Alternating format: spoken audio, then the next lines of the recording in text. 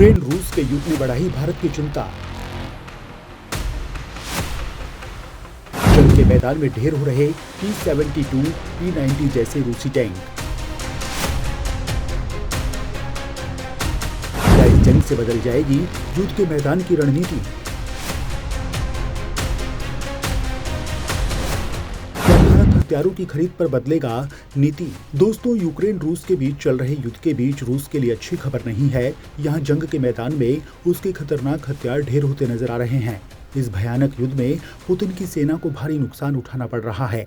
Ukraine की सड़कें तो रूसी टैंकों का कब्रिस्तान बन गई हैं। पूरी दुनिया में अपनी जोरदार ताकत के लिए T-72, T-90 जैसे टैंक पश्चिमी देशों की एंटी टैंक मिसाइलों के आगे ढेर होते जा रहे हैं। इससे अब ये खतरा सताने लगा है कि क्या मध्यकालीन युग के युद्धों की जान कहे जाने वाले हथियारों की तरह से टैंक भी भविष्य की जंग से लापता हो जाएंगे। इन सब के साथ ही स्थिति भारत के लिए सही नहीं बताई जा रही है। यूक्रेन में रूसी टैंकों का कब्रिस्तान बनना भारत समेत पूरी दुनिया में युद्ध के मैदानों की रणनीति को बदलने वाली घटना की तरह माना जा रहा है। कहा जा रहा है कि आने वाले समय में हथियारों को लेकर बहुत कुछ बदलने वाला है। तो चलिए दोस्तों, इस वीडियो में जानते हैं कि यूक्रेन से मात खा रहे रूस के हथियारों की हालत क्या हो गई है और भारत पर इसका क्या असर पड़ेगा। क्या भारत आगे भी रूस से हथियार खरीदेगा? क्या वो अपने हथियार निर्यातक को बदल देगा या फिर खुद के हथियार की ताकत पर जोर देकर आत्मनिर्भर बनेगा? तो दोस्तों, इन सभी सवालों के जवाब जानने के लिए आप ये वीडियो अंत तक जरूर देखिएगा। दोस्तों, जब यूक्रेन रूस के बीच युद्ध शुरू हुआ तो ये कहा जा रहा था कि रूस के ताकतवर हथियारों के आगे यूक्रेन कुछ दिनों में ढेर हो जाएगा, वो उसके आगे घुटने टेक देगा।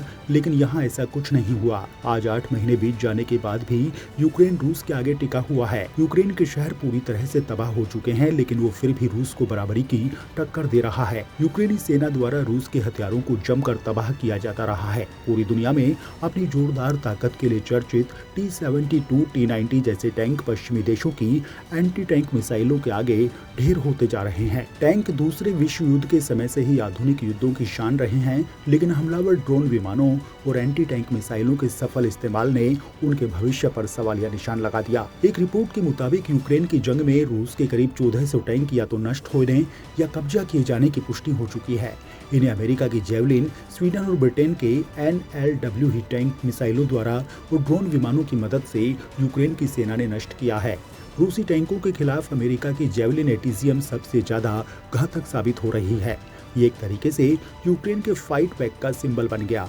इस फायर एंड फॉरगेट को कोई भी व्यक्ति ऑपरेट कर सकता है। इसे एक जगह से दूसरी जगह पर ले जाना बिल्कुल ही मुश्किल नहीं होता। आप इसे आसानी से कहीं पर भी छिपा सकते हैं, तुरंत फायर कर सकते हैं। आप सीधे ही लक्ष्य पर इससे निशाना साध सकते हैं। जेवलिन के अलावा यूक्रेन को जर्मन, ब्रिटिश, स्वीडिश और स्पेनिश टैंक विरोधी हथियार भी मिले हैं। दोस्तों, रूस के इस नुकसान को साल 1967 में इजराइल की सेना की ओर से 6 दिन के युद्ध में मिस्र, सीरिया और जॉर्डन की सेना को तबाह किए जाने के बाद का सबसे बड़ा टैंकों का नुकसान बताया जा रहा है। वो भी तब जब रूस के पास ज्यादा आधुनिक हथियार हैं। रूसी टैंकों के फेल होने की वजह तकनीक है या रणनीति, इसको लेकर बहस छिड़ी हुई है। ये भी सवाल किया जा रहा है कि क्या टैंक अब एक महंगा बोझ बन गए। साथ ही कहा जा रहा है कि रूसी टैंकों का इस्तेमाल करने वाला भारत भविष्य की जंग के लिए अब खुद को कैसे तैयार करेगा। रूसी टैंकों के फेल होने पर विशेषज्ञ बटे हुए हैं। सैन्य विशेषज्ञ रोबली का मानना है कि समस्या टैंकों में नहीं, बल्कि उन्हें तैनात करने, प्लानिंग और इन्फेंट्री से पर्याप्त सहयोग नहीं मिलने में है।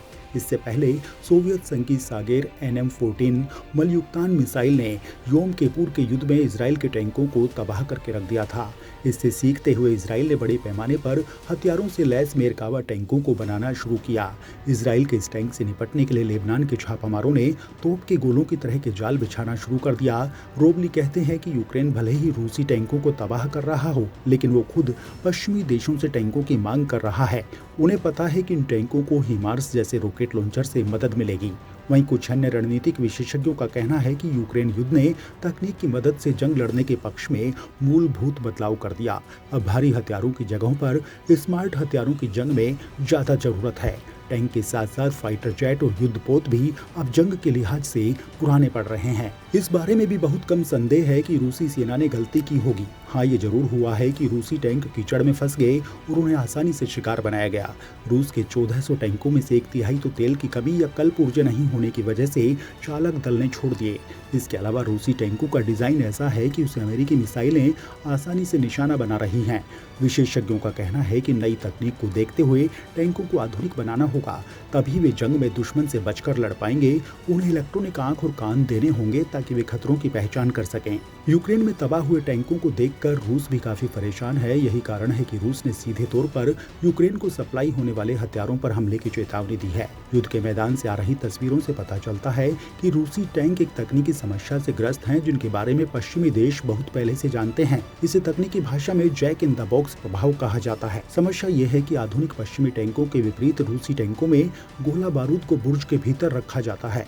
यही बात रूसी टैंकों को अत्यधिक असुरक्षित बनाता है, क्योंकि दुश्मन के गोले का डायरेक्ट हिट टैंक के अंदर चैन रिएक्शन शुरू कर सकता है, जो अंदर मौजूद पूरे जखीरे में आग लगा सकता है।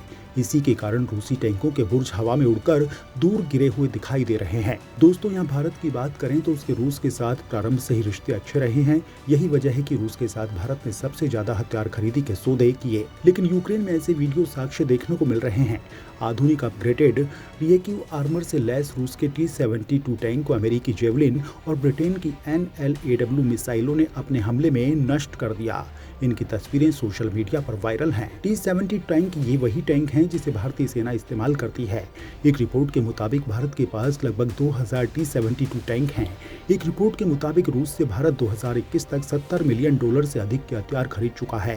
रूसी विमानों की बर्बादी भारत के लिए चिंता का विषय है। रूसी हथियारों की यूक्रेन में तबाही ने भारत की चिंता इसलिए भी बढ़ा दी क्योंकि भारत के दुश्मन देश भी हथियारों से लैस हैं। चीन और पाकिस्तान से निपटने के लिए भारत को ऐसे हथियारों की आवश्यकता है जो दुश्मन देशों को चकमा दे सके और दुश्मन के प्रहार से भी बच सके। चीन ज्यादातर हथियार खुद तैयार करता है। चीन के पास भी कई घातक मिसाइलें हैं जो सुखोई को तबाह कर सकती हैं।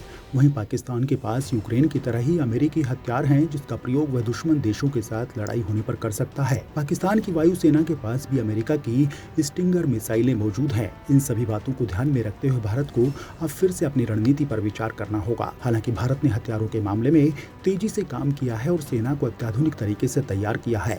भारत ने रूस के अलावा अमेरिका, फ्रांस और इजराइल जैसे देशों से भी कई अत्याधुनिक तकनीक से लैस हथियार खरीदे हैं। इसके साथ ही भारत कई हथियारों को अपने ही देश में तैयार कर रहा है।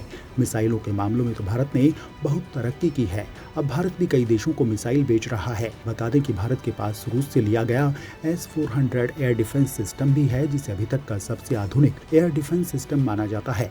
भारत में पहला S-400 एयर डिफेंस सिस्टम पाक और चीन की सरहद पर नजर रखने के लिए तैनात कर दिया गया है, जो दुश्मन देशों के मिसाइल, ड्रोन, रॉकेट लॉन्चर और फाइटर जेट्स के हमलों को मिनटों में रोकने में कारगर है।